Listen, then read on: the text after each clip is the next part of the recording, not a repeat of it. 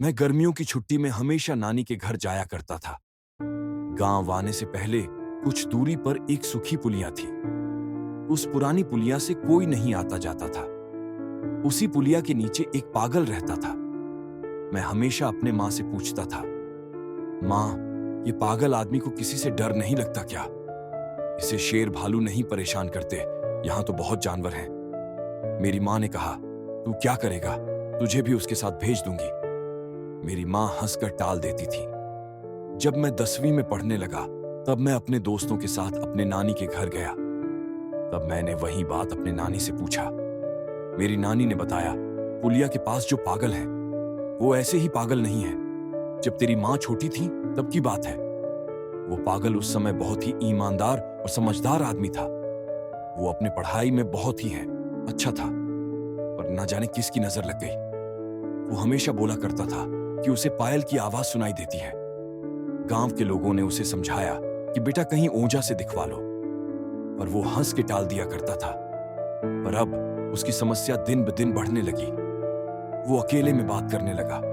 वो हमेशा बोलता था, मेरी एक लड़की दोस्त बन गई है, वो उससे शादी करना चाहता है। पर वो लड़की उसे छोड़कर और किसी को नहीं दिखाई देती थी। उस आदमी की मां ने परेशान होकर उसकी शादी करा दी।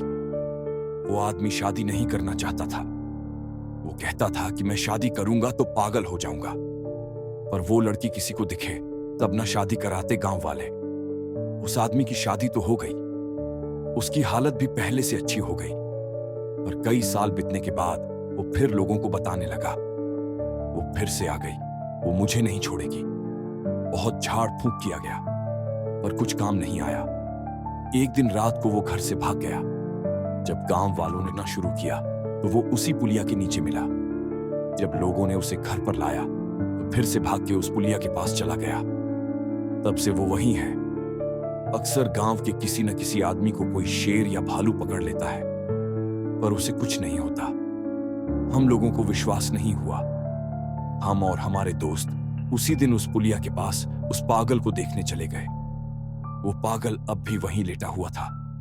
जब हम लोग उसके पास पहुंचे तो उसने कहा, कैसे हो बेटे? तुम्हारी नानी की तबीयत कैसी है?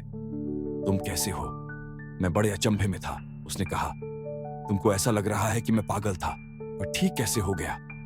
लोग भले ही मुझे पागल बोले, पर मैं कभी पागल था ही नहीं। उस डायन से बचने का एक ही तरीका था। अगर मैं गांव ना छोड़ता तो वो डायन पूरे गांव को उजाड़ देती।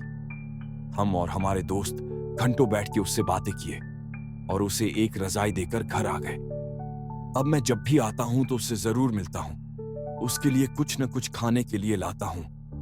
भले ही पूरा गांव उसे पागल बोले, पर वो मेरे लिए एक ऐसा वीर है जिसने अपने गांव के लिए अपने परिवार और जिंदगी को भी छोड़ दिया।